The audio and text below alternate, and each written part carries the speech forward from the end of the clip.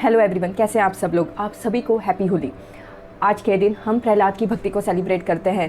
प्रहलाद की भक्ति भगवान विष्णु के प्रिय, जो इतनी अटल भक्ति थी वे जीत गई। और होलिका को भले ही आशीर्वाद होगा, वरदान होगा कि वे अग्नि में जल नहीं सकती, तो भी वह जल गई क्योंकि उसका घमंड हार गया भगवान की भक्ति के सामने, या उस बिलीफ सिस्टम के सामने जो हम सब में होना चाहिए उस शक्ति के प्रति। आइए आज हम इसी टॉपिक पे बात करते हैं।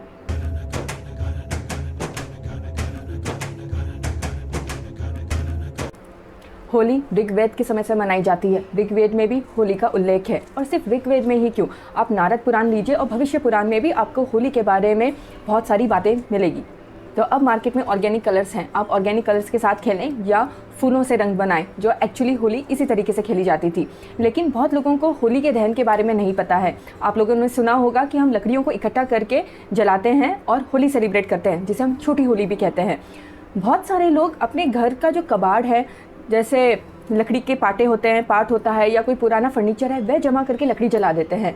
बड़े अफसोस की बात है कि जहाँ भगवान विष्णु की पूजा कर रहे हैं, जहाँ आप उनके भक्त प्रहलाद की भक्ति के प्रति निष्ठा रखकर उसे याद कर रहे हैं, उनकी पूजा कर रहे हैं, एक बुराई फिर से हार गई एक अच्छाई के सामने, आप उसे सेलिब्रेट कर रहे हैं, तो आप किसी कबाड़ को कैसे जला सकते हैं। इंग्लिश में एक कहावत है, common sense is not so common, और ये सच है। लोग इतना भी नहीं सोचते कि जहाँ हम पूजा कर रहे हैं वहाँ हम सड़ी कली या किसी कबाड़ को जमा करके हम क्यों लकड़ियाँ जलाएं। अगर हमारे पास लकड़ी नहीं है, हमें लकड़ी को बचाना है, तो हम छोटी सी लकड़ी को जलाकर एक यज्ञ की तरह भी उसे पूजा कर सकते हैं, एक होलिका दहन कर सकते हैं। हमें बहुत सारी लकड़ियों की ज़रूरत नहीं है। होलिका की दहन इसलिए भी की जाती है कि बहुत सारे लोग जो खेती करते हैं वे अपना अन्न उस अग्नि में डालते हैं, ये मानकर कि वह देवताओं तक जाता है।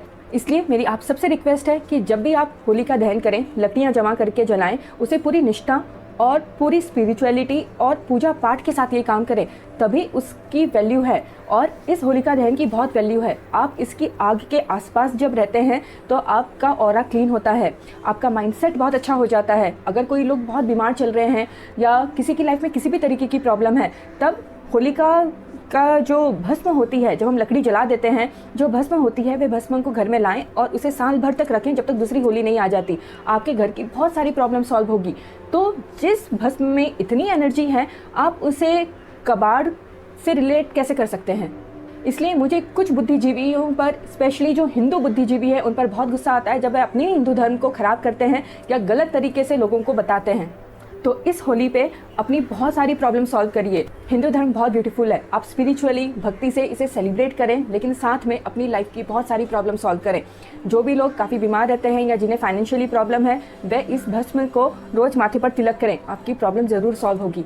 या आप कुछ और नहीं करना चाहते तो वह भस्म को लाइए, उसे ठंडा होने दीजिए और किसी डिब्बे में बंद करके रख दीजिए। आपके घर से नेगेटिव एनर्जीज चली जाएगी। और जितने भी लोग हैं जो होली सेलिब्रेट करते हैं, उन सबसे मेरी रिक्वेस्ट है कि ये हिंदू धर्म का बहुत बड़ा फेस्टिवल है। इस दिन किसी भी लेडी की इंसल्ट करके, भांग पी के या कोई ड्रिंक करके उनकी इंसल्ट ना करें, क्योंकि ये आप पे उंगली नहीं उठती कि हिंदू धर्म पे उंगली उठती है, या हमारे फेस्टिवल्स पे उंगली उठती है कि हिंदू धर्म के तो फेस्टिवल्स ही ऐसे होते हैं जो एनवायरनमेंट को गंदा करते हैं या जो लोगों की इंसल्ट करते हैं, या आज के दिन तो बहुत सारे क्राइम्स होते हैं। ऐसा हम लोगों को बोलने क्यों दें, या हम ऐसा मैसेज आसपास की कंट्रीज़ में या विद इन कंट्री क्यों फैलाएं कि आज ये फेस्टिवल है तो सो एंड सो क्राइम होगा या पुलिस तो अलर्ट हो जाएगी। क्यों अलर्ट होने की ज़रूरत है पुलिस को।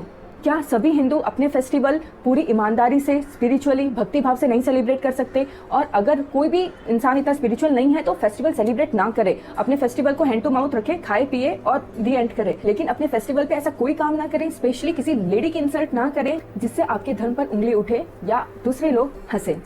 इस दिन लोग टोटके बहुत करते हैं, ये भी गलत है। आप अपने फेस्टिवल्स पे क्यों टोटके कर रहे हैं, या नींबू क्यों डाल रहे हैं, या कुछ लोग सिंदूर डाल देते हैं, कुछ लोग चूड़ी डाल देते हैं, कुछ लोग प्लास्टिक्स डाल देते हैं अग्नि में, क्या ज़रूरत है। या कुछ लोगों ने कसम खा रखी है कि हम अपने फेस्टिवल्स को बदनाम करेंगे ही। अगर आप कुछ गलत काम कर रहे हैं, कुछ नेगेटिव एनर्जी दूसरों पे क्रिएट कर रहे हैं, तो बिलीव मी, वो एनर्जी आज नहीं तो कल, कल नहीं तो परसों, वो आप पर भी उतनी ही भारी पड़ती है। इसलिए किसी भी विद्या को, चाहे वो तांत्रिक विद्या हो या कोई भी विद्या, उसको गलत तरीके से इस्तेमाल ना करें, किसी का गलत करने के लिए इस्तेमाल ना करें। मैं आपको बता दूं कि ये सारी विद्याएं माँ काली से रिलेटेड है, भगवान शिव से रिलेटेड है, जो किसी अच्छे पर्पस के लिए बनी थी, जिसे लोगों ने गलत तरीके से यूज करना शुरू कर दिया। इसलिए इस फेस्टिवल पे ऐसा कोई गलत काम ना करें कि हमारे फेस्टिवल्स पे उंगली उठे। आप सब अपना ख्याल रखें, अपने फेस्टिवल को पूरी ईमानदारी से और खुशी से सेलिब्रेट करें। Happy Holi to all of you. आप सबको होली की हार्दिक शुभकामनाएं। याद है ना, हमारी संस्कृति हमसे नहीं, हम हमारी संस्कृति से हैं। अपना ख्याल रखिए। जय हिंद।